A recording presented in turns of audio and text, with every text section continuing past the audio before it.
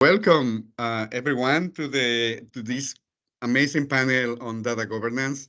Today, we are celebrating the International Open Data Day. So you have seen already some of the presentations, and this is an amazing panel that we are putting together. So uh, in Oregon, different cities, government agencies, they are working really hard on make sense of information that they need to handle. For many different reasons, and without guidance, without spaces for deliberation, without ways in which our government agencies can actually do that work, it's impossible, right? So that's where data governance comes in. And and we have a very special panel with amazing people that are doing great work here and there. So let me start introducing everyone. So if you can actually introduce yourself when I mention your name, explain your work, and why did you start working with data? And let's start with Denise. Hello. So my name is Denise Whitney-Dahlke, and I am the Chief Data Steward at the Oregon Department of Transportation. And what that means, I'm tasked with leading efforts around data strategy, data governance, data literacy, really just helping to mature agency data practices generally, and what does that path look like? And so that could be standing up and managing data governance roles and bodies, a whole range of things. I also founded an online community where public sector data leaders can actually interact with each other and help each other mature their practices as leaders as well.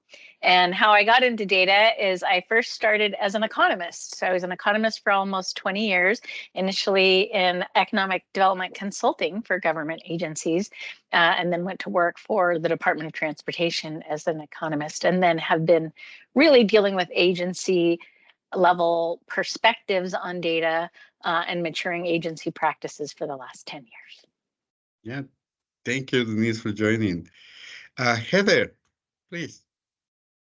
Yeah, so Heather Fara, and I am the lead for Multnomah County's data governance program. And so countywide coverage. And I've been there a year and a half. Before that, I was 20 some years working on federal government projects and for the federal government. A little bit of international time for international governments, but I've always been government. I started actually as a botanist doing systematics and taxonomy and genetics. And if you're into sort of taxonomies and how things relate, then data makes sense. And there's lots of ways you can arrange data and share data and understand data. My focus right now is building up the program at the county, which is pretty siloed by departments. And so I'm looking at it from an enterprise perspective and trying to get it not only folks within the county, but the public to engage with county information that's collected on their behalf. So. Yeah, thank you, Heather. Mahria. Hello, my name is Mahria Lebow. I am the data governance lead for the city of Portland, so Heather's counterpart. And I started working with data when I thought that I wanted to have a PhD, and I went to work at a lab to get research experience, and I found that I loved doing the data analysis. I thought that was super fun, but all the labs I worked in, regardless of the size of the studies they were working on, there were always these struggles with data management. So I started playing with scripting and trying to automate some of those aspects of data management that seemed to be a big struggle. And that sort of led me on a path to studying library and information science. And from there, I've held a variety of jobs working with all aspects of data. So more analysis, building databases, training people in data management, working on open data projects, building data repositories, teaching data literacy. And all of this helps inform my work and the role as a data governance analyst for the city of Portland. So it's nice that I get to kind of draw on all those different skills. Yeah, well, thank you everyone for sharing. The idea of this panel, so I'm going to be asking some questions just to guide the conversation a little bit. And And in the first round of questions, if you can also add a little bit why it's important or the relevance of using data governance within the framework of the question. So that would be fantastic. So Denise, let me ask you, you have been involved in this really important work defining data literacy and roles and things for the state of Oregon, right? The whole state. You know, the human factor, staff and people who are working and involved in data is so important. So can you tell us about that a little bit and what is the relevance within the context of data governance of people? Sure, absolutely. So really, when we're talking about data governance, we're talking about data stewardship, right? And in a lot of ways. And stewardship is simply acting with intentionality, right? Actually having a sense of care about the way that you approach something that you have some responsibility for. That's really what stewardship is, right? And so really what data governance is something that helps define kind of the processes and the people and what it means to be careful and responsible for that thing, right? Which is data in this instance. And so people is a key factor, right? And so when you're thinking about people's roles, right, from a staff perspective, there's a whole bunch of roles, right, that staff are playing within organizations. And it could be from an analyst perspective, right? Your responsibilities would include making sure that you're looking at metadata and understanding what proper use of that data is about, right? That you have thought about the context around it and understand sort of the community's perspective, if it's data about that community itself. That if you have a place where you're not understanding the data you might be using, that you're reaching out to business experts. And then, of course, if you're creating derived data as an analyst or as a staff person working in a program area, now all of a sudden you're a data steward yourself in a different way, right? Which is you're responsible for actually creating that data documentation, for ensuring the data quality. And then, of course, as a user, also there's a quality aspect, which is if you find that there are data quality issues with something that you're working with, reaching out to the steward for that. So even as a staff person entering data on a timesheet, right, you're having an impact on data quality. So there are all kinds of ways in which as a staff person in an organization, you have some sort of stewardship role. And ultimately, data governance is really just about being intentional about how you take on those responsibilities. Yeah, I love that. That intentionality is so valuable. Without that intention, everything just keeps in the loose. So let me welcome Kathryn Helms, our Chief Data Officer for the state of Oregon. Kathryn, can you introduce yourself and then as a icebreaker? So why did you start working with data originally? And while we are there, the first question for you is why data governance is important at the state of Oregon level? Yeah, sure. And so for context, I'm Kathryn Darnell Helms. I'm the Chief Data Officer for the state of Oregon. So I help set the executive branch agencies like state data strategy and trajectory for how we use and share and engage with data governance. My journey to data, I think, is a little unique. So I think most chief data officers come from a very strong technical data and analytics background, but I actually have a background in librarianship, and I got really invested in data as a consequence of being really first focused on specifically human rights archives. So a lot of my graduate school work and a lot of my initial career work was around consulting in communities and countries that had experienced human rights abuses, genocide, areas where there might be a need for repatriation, healing, testimony, and worked with organizations to steward government records that may be evidence of human rights abuses in a way that allows them to tell their story and reclaim a lot of that narrative. And so I became interested specifically in government records and the ways that government records and data are created and how that affects constituents. I think we forget sometimes when we drive our car or just walk down our street or engage with public services that all of that involved giving data to the government to either obtain a service or getting data or getting cash to the government so they have money for those services, but also that flow of our own personal data and how we exist as data subjects within government. You don't think about it until you really have to think about it, right? You experience a loss in your family and have to engage with vital records, or you experience housing instability and have to navigate 20 different programs to find what you need in terms of childcare or at-home support or counseling or health services. So I really started in that area of being mostly invested in how government can be managing our data and our records better on behalf of our constituents who trust us with this really personal information in order to receive the services that they're entitled to and that are benefits that we are supposed to provide to them.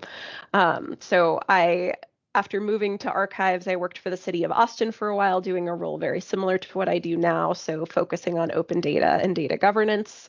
And I think I answered a little bit of why data governance matters for the state, but I think specifically as we see Governor Kotek's strategic priorities, I think, are a great example. So as Governor Kotek has become really focused on areas like housing and behavioral health and addiction and treatment and public safety, we're seeing areas where agencies are either collecting similar but slightly different data and therefore can't interact and share meaningfully, or we're finding places where we haven't been able to be as responsive to the needs of our constituents because we may not know what we have, or we may not have put it into formats where it's accessible. So when I think about data governance, I think mostly about just, are we able to effectively find our data? Are we able to use it to improve the lives of our constituents? And also, do we have the ability to share with our constituents how they are represented in that data and how we are using it? So I think it's this full circle of making sure that the people who exist within our data systems see how we're using that data for their benefit, and also making sure that they have the self-determination and the education, and that we're transparent so that they can tell us how they feel about it, right? As we think about the ways that we engage with social media and other websites, people really are concerned about privacy. And these are spaces where, again, government collects a lot of this data, and we need to think really carefully about how we govern and steward and shepherd it on behalf of the people that trust us with it. Yeah. Thank you so much. That's really inspiring. Now let me go to more local government level. Heather, you are working with the Multnomah County, and can you tell us a little bit about how data governance is like working on the benefit of what the county is doing?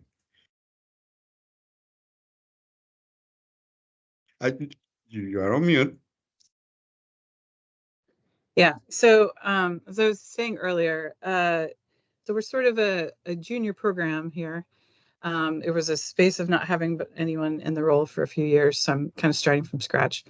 So right now we are working on the stewardship aspects. Some of that was already established in a few of the departments. But I guess maybe a better answer is kind of what I'm doing right now today, controversial as it is. I am IT lead for the fentanyl crisis in downtown Portland. So helping the business get the resources that they need to find the data. And one of the big roles that I play in there is making sure that people's privacy is protected, because we're talking about people's health records, and we're talking about substance use disorder, which has some of the, I would say, better protections around it, and very important ones, because we don't, some of the protections around substance abuse is that it's not shared with law enforcement. And so when we're dealing with issues downtown, which are law enforcement, emergency management, and things related, making sure that your information is protected is really important.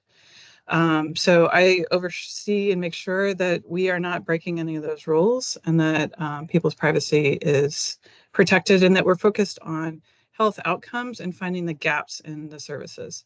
So data governance is a way of aligning your business strategy and often having those conversations to get them to business strategy.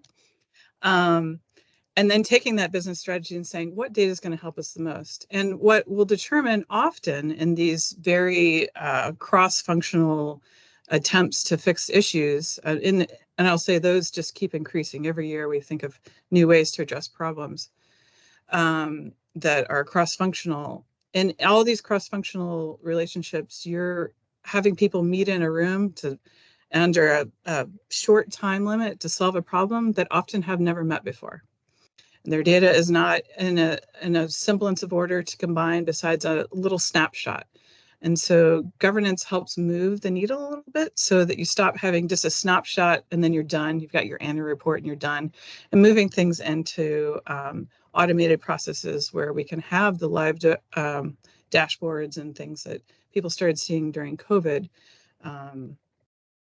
Yeah, so the benefit there is helping people learn to find strategy, get the right data. We don't want to keep collecting the data of the past. Very often we're collecting data that we don't use. So one of my roles is to question, why are we collecting this? Do we need this? And limiting the amount of information that we're continually asking the public and finding ways so the public interacts and it doesn't have so much responsibility put on them to ask and answer the same questions over and over. So it's aligning the resources to make it easier for the public. Yeah. Oof, it's complicated, right? Well, thank you so much for all the work that you're doing. Now let me ask Mahria, and I've seen your journey. We are colleagues. We work together at the City of Portland. I've seen your leadership also and taking the task of like going around people, chasing them here and there. So data governance is about making decisions at the end, right? So and there is different stakeholders, groups, and people that we need to talk. So can you share a little bit about what are the strategies that the City of Portland and the data governance team in the City of Portland has been taking on reaching agreements around data? Sure, yeah. So the city started a formal citywide data governance program a year ago this month. And for us, the overarching idea of data governance is formalizing an organization's behavior and trying to guide the processes for the management of data to just ensure that it's findable and usable, like at a basic level. And the way that we're approaching data governance to get everyone on board with data governance decisions is to try to involve as many people as possible in the decision-making process. Now, this is obviously not the fastest way to make a decision. In an ideal world, the fastest way to make a decision would be me. I'm like taking in the data landscape at the city and I unilaterally just make some decisions about the program, set policies for our data practices. But that would never be successful at most organizations, but definitely not in an organization as large and diverse as the City of Portland structure is. And so those policies would just languish, ignored. They'd exist, they wouldn't be followed. So with the current city government, I've already heard this word once. I think, Heather, maybe it was you. It's quite siloed. So, within these silos, we have more mature data behavior. We have folks who have established data governance programs, but we also have these smaller and less resource silos that they don't have data program. They might not even have a dedicated data analyst. So we have to be able to find something that's going to work across the board, not interfering with those established systems that are already working, but also something that's implementable for the smaller teams. So what our approach has been is we have created a citywide committee that has representatives from most city bureaus. And this committee serves as a direction setting and decision-making body. So the people who serve on it, they're supposed to act as a conduit between the committee and what we're talking about in their bureaus. And they're supposed to elevate concerns that they are hearing from their colleagues and take back drafted policies, best practices, ideas that we have as a committee to get feedback from the people who are actually on the ground and doing that work, and then bringing those thoughts back to the committee to help inform the direction that we're taking. And then the way that we're developing the actual initiatives and policies that the committee decides we want to pursue, the nitty gritty work of that. So for instance, setting up a citywide metadata standard, we will form a work group that actually does that kind of hands-on work of developing it and deciding what that looks like. And that's composed of a mix of committee members and just general staff who aren't on this data governance committee. And maybe they don't have a formal data governance role, so they have a different perspective. And for each initiative we form a different work group. So we continue to broaden both the awareness of what we're working on, but also the perspectives that we're able to bring in on these projects. And we're also building in consultation with community and community partners to get feedback from the people outside of our just government bubble into what the decisions we're making, whether or not that makes sense for the constituents. And so the hope is that overall, with a process that's this kind of rigorous in process, that when we do find agreement, we are going to have greater buy-in for the decisions that we've made, which should increase the likelihood that the program itself is successful. Yeah. Well, thank you. It's a lot of work doing all that coordination. It just takes time, right? So the next question is for everybody, and it's a little bit creating a space for creativity and imagination. Because if you had something like a magic wand or something like that, what is your ideal scenario for data in general? Of course, considering data governance in this case. So how is ideally would work in your context? And let's start with Kathryn. So it's silly, but the only thing that could come to mind is governing, like that data is governed according to its need and ability, like for each according to their need and ability. But what I mean by that is the world of data is immense. And I think, especially as I think about my peers at the table, the questions that we grapple with around data are not just like the privacy of substance abuse data, but it may also be, I maintain a random spreadsheet of nonprofits that I call to get an estimated, operating budget for each of them when we do our grant proposal submissions every year, something along those lines. And so not every piece of data needs every component of governance, and we don't have to treat everything like it is the gold standard. So as we think more strategically about the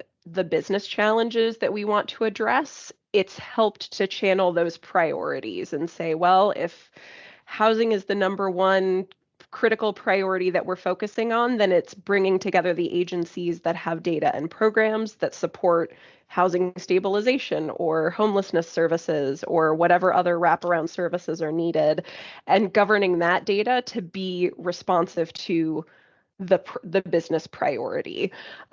What I would love to see too is a future where we have community partnership and constituents and people with lived experience. So meaning people who have experienced homelessness, people who have had to go through the process of applying for benefits, people who have received WIC benefits, and have them with a seat at the table to talk about their experience interfacing with those systems, their experience of understanding how decisions that were made based on their data affect them, and also give that opportunity to share, I'll say share power, but really share that leadership and collaboration with community organizations and other folks who are impacted by state data collection. So right now we're really at the beginning of what does that picture look like? Like, are all of the horizontal and vertical structures for governing data in place? But it's important to me to articulate that the roadmap item is to eventually get to a point where you're, community informed, if not community centered in your data governance within state agencies. And just like Mahria's observed, I mean, we have Denise here who works for the Oregon Department of Transportation, a very mature data governance program, has a chief data officer, has a data strategy. We have other agencies that have not been able to build anything. And it may not be, it's not about the agency, but it's just about resourcing capacity and time. If you're an agency of 6 FTE, you're not going to hire a chief data officer, right? And it doesn't make sense to have someone be a chief data officer in that scope. So to me, that perfect vision of data governance is that what is governed appropriately for its priority and its level of criticality and for what it helps us, build in the future, and also that we make that space to share in decision making and collaboration with our communities and constituents. Yeah, fantastic. Denise. Sure. So kind of building on some of what Kathryn said. So whether you're an individual contributing data to an organization, or you're somebody on the organizational side who's developing a mechanism for collecting data or managing data or using data, for me, the ideal scenario is everybody sort of recognizing they have a role, right? And then having some sense of what it means, right, to act with intention and responsibility within that role. And then where organizations have the capacity, right, because Kathryn was talking about where lots of different sizes of organizations, and depending on the jurisdictional level too, right? But there are people in those organizations or across them that are helping to set expectations for good practices, but also put mechanisms in place to help support good practices. It's not enough to say, do better. You have to help people do better, and you have to really meet them right where they are. Make the conversation meaningful for them, whether you're talking to a community member or somebody in a siloed part of your organization who thinks data governance is a weird word and doesn't get the names of the roles that you picked out, right? So it's really meeting people right where they are and helping everybody kind of move forward. And that just requires lots of good communication, really great listening, helping people understand how their priorities relate to what you're trying to do. Back to, some of the examples that Kathryn was giving about either if it's transparency or my personal information, or if it's my business line, right? Why does this matter to you? And so in my ideal setting, you've got all those pieces, people understanding their responsibility, people helping facilitate those more mature practices and transparency, et cetera. Yeah. Wow.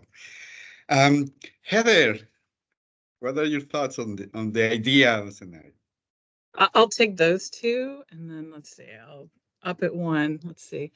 My dream is that, it was something I was working on in federal, and I don't know when I'll be able to get to it for county, because we're not even as far as the city as far as getting our committee or our board put together. I'm still socializing, governance around and talking about engagement, but I really am driven by data engagement. And for me, that means, as a member of the public, I'm also working for the public. Like, I want to know where my information is. I'd like to know how many people have their hands on it, how it's being shared. I do have concerns as a member of the public of where my data is being used and how it's being absorbed and consumed and reported. And at the same time, I want that information. I gave it to you. I don't want to pay for it again to see my own data come back out. And so we don't have an open data program at the county. It was something that I worked on in federal, and, I hope that we move swiftly, at our own pace, right? But towards an open data program, so that we're not just doing our annual and quarterly reports, but people can look at these dashboards and then download the data. We don't have even a platform for doing that right now. So it's a bit of a technology wrinkle, and it's a bit of getting people around the fear of data not being perfect as government staff, because no data is clean. We do our best, and that's all that can be expected. And, getting people out of that fear that it doesn't have to be 100% perfect to give it back to the public. I think that's when we start really using data and making decisions with data and having more public engagement, because now they can say, why are you using that data to make this decision? Or that data doesn't prove anything. Like, what are you doing? Because right now we're often driven by these initiatives and things from, that are on an electric cycle. And, you have short time frame to produce. And I will say that very often people just reach to the federal data because they have a lot of open data to come up with their thesis on how they're going to approach things. And I'd love to see county data and things that are more specific to us used for these decision makings, not national data.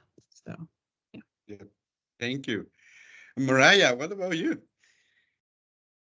I agree with all of this. So what I haven't heard, ideal scenario for good governance starts with number one thing, that data is seen as a valuable asset at the leadership level, such that there is an interest in treating it such and allocating resources for the maintenance of it as though it were a physical or tangible asset, that you would, of course, want an inventory of your assets. You would want to know the health of your assets, and you would want to know, are they performing optimally? Is this one still good? Do we need a new one? Do we already have one? We would have a great interest in answers to all of these questions.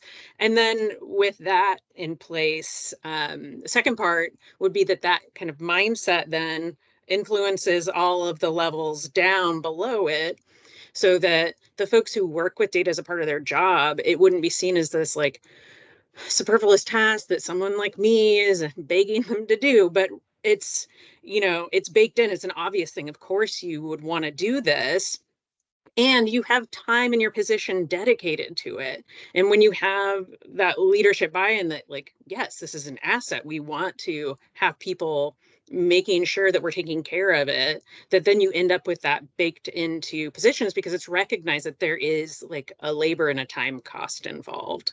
And I think that in an ideal scenario, I would have that as a base layer to be able to build all of these other aspects in. Yeah.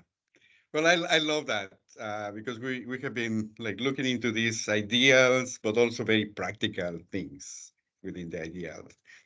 So we are a little bit starting to wrap up, and the next questions are going to be in like couples a little bit. But the next question is for Kathryn and Denise, and if you are talking directly, you work with the whole state, right? So you are talking directly to Oregonians. And what would you tell us as Oregonians? What are the benefits of data governance at the state level, and how we are able to participate in that? Kathryn, Denise? Yeah, so in terms of like getting involved and excited about the state's approach to data governance, if you're interested in following the chief data officer, you can always search for the Data Governance and Transparency program on the Enterprise Information Services website. I will pass my contact information along to Hector as well, so that folks can contact and email me. But we regularly try to release items for public comment. So Denise actually led a work group for a data literacy framework for the state that produced an awesome framework report, and we've received some wonderful public comments. And so we are continually like creating artifacts and making sure that we create opportunities for folks to provide that feedback. I think if you are a constituent and you're just really curious about government and how government data works, I'm also always happy to answer questions. Transparency is in my program name, so I try to make sure that I really hold close to that. And then other areas are, we are starting, the governor has just created an executive order with an AI council. So if folks are particularly interested in how data and artificial intelligence impacts them as constituents and what the state is considering as an approach to AI. There is a Governor's Advisory AI Council of Oregon, and their first meeting is March 19th. So you can actually get in early if you want to see, and there's opportunities for public comment and sharing. Those are kind of the best mechanisms to get engaged and involved. Another network that I would plug absolutely that I have very little to do with, but I think they're doing amazing work, is the State of Oregon Research Academy, SORA. So if folks go to OregonResearchers.org, I believe, you can find the State of Oregon Research Academy, which is a coalition of researchers within all state agencies and some in public sector work. This is also a place where I channel folks who are just interested in how data research analysis are done in government. They have meetups, they have open sessions, they have a listserv you can subscribe to. We have some folks on my staff who sit on their executive committee, so we try to do some joint sessions and learning and updates from my team as well where possible, but that's a really great place to just find that community of research and just learn and hear more about, you know, what the diverse agencies are doing as it relates to data and research in Oregon. And I would just add simply that really the benefits for citizens, right, of data governance at the agency level really is that we get more effective, right? Whether it's just efficiency around data itself, we've been talking about not collecting things from citizens over and over again, to making better decisions, you know, being able to have increased transparency, improving our own learning as organizations. All of those things really rely on good data practices, and which is what data governance is about, right? And then also on the data governance and transparency site that Kathryn hosts is access to the Oregon Open Data Portal, right, for state agencies. And while ODOT, unfortunately, is a little bit behind in publishing our data. We are trying to improve our publishing practices. So if you want to access the data itself, right, that we're collecting on your behalf, that's a great resource as well to go and see. And of course, there's a geo portal as well if you want kind of more geographic data. So if you want to be able to access and understand sort of what kinds of data that the organizations have, that's also an option. But really, the better we get, right, the more mature we get at our data practices, and the better our interoperability is from a data perspective and an operations perspective, the more benefit individuals and the communities at large get from the work that they're paying for us to do. Yeah.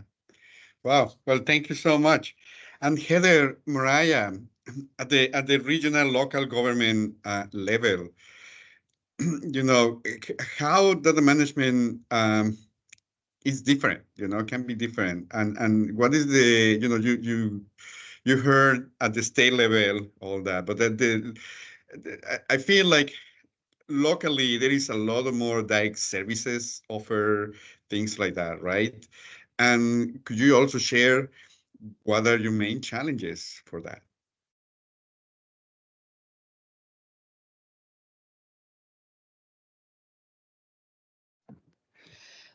So this one is definitely been part of my I'm still in the learning curve of county. Many things were a lot easier in federal because federal does a lot of data collection and putting out open data and their solid survey tracking, you know. There is some integration across departments, but they're usually, you know, large projects with lots of people. At the county, a department, I'm not joking when I say it could be one person sometimes, and they're a team. I am a program lead, and I am the only actual staff of it. So the work is, the load is a lot heavier, I will say that.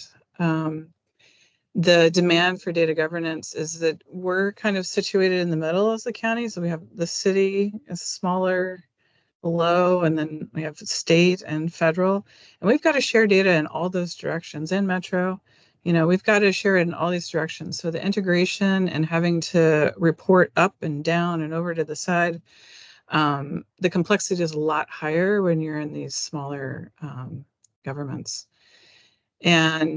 And then also the staffing and resources are lower. And so a lot of our work is actually done through partnerships with nonprofits and local businesses, and trying to wrangle data when you're working with folks that aren't even staff. It's another layer of complexity. Yeah.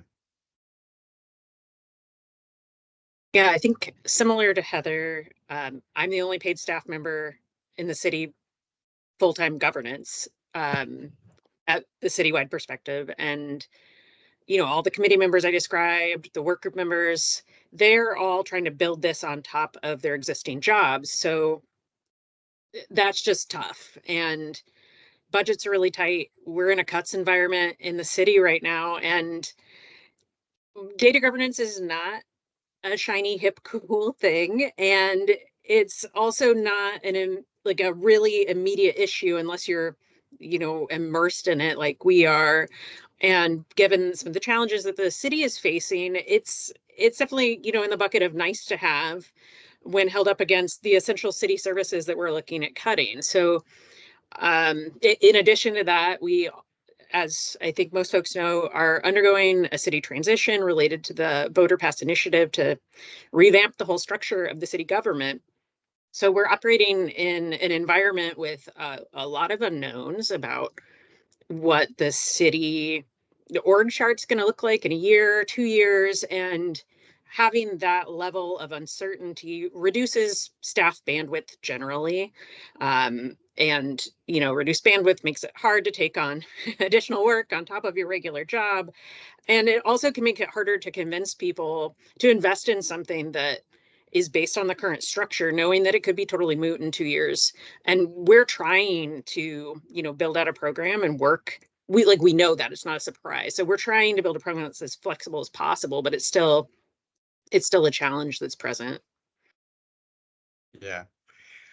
Wow. Well, we have reached the end in general of this conversation, but I cannot say enough about how lucky I think Oregon and the government here is, having all of you part of this work. And I think I know all of you, obviously, and I'm very biased, but because of that, I also know that you are putting a lot of effort. You're getting all these, what you have, you're putting together all these different resources and moving forward all this work that is very important, particularly considering how industry and technology is evolving constantly around, in the whole world. And just all these different crises that we are living every day: climate, housing, economic, name it, right?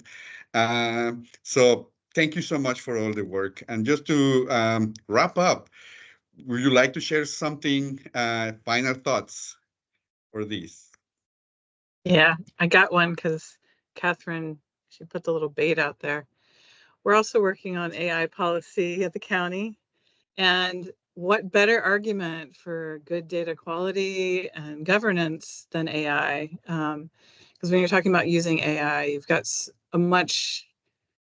there's much more concern around ethics of how your data is being consumed. We don't know how the decisions are being made in these models. And then there's outputs. And it's coming into all of the software and tools that we use today. So I think there's no better time to push a program for data governance than right now, because we don't want bad data going into these models and coming out and teaching us to be more racist, for example. And we already have examples of that going awry with purchase products. So yeah, very important stuff.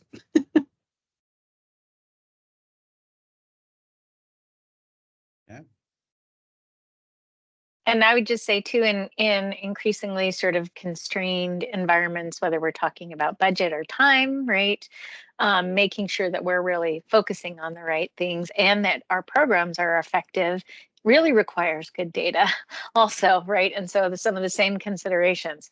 And so even though we're less likely to grab the attention as data governance professionals than as some of the more immediate needs, it's really crucial, right? In order to meet those more dire needs, that we are working with good data and that we are being efficient and effective in our practices. And so even though it's less attention getting what we do, it's just as crucial to that kind of effectiveness in providing for citizens of Oregon.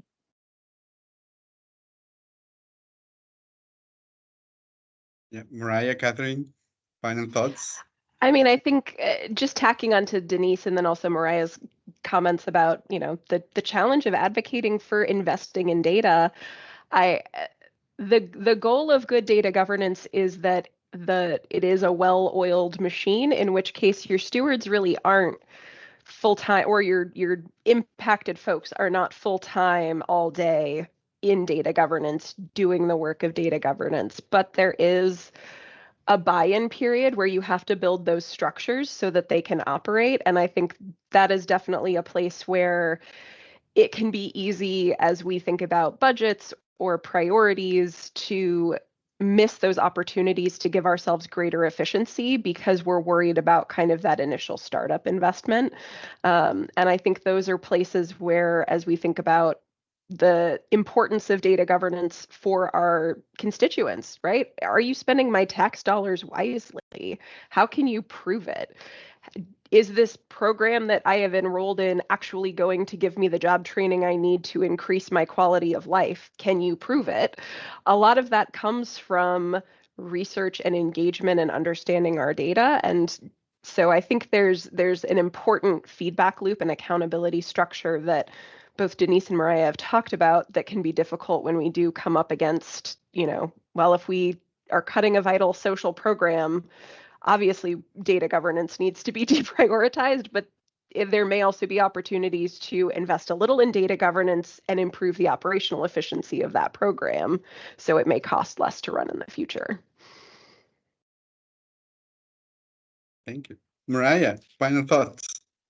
I totally agree with all these other final thoughts. They're great. I guess I'll only add, since I can't see the audience, they're invisible, that if anyone has further questions, I'm happy to answer them over email.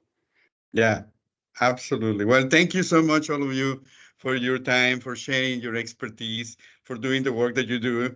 And yeah, this is a recording. It's not live, but definitely we are going to add ways in which the audience and people who are watching this video can actually reach out to your offices and ask questions directly. Well, with that, so we conclude our Open Data Day celebration. And thank you so much, all of you. Yeah, thank you so much. Thank you, Hector. Hector.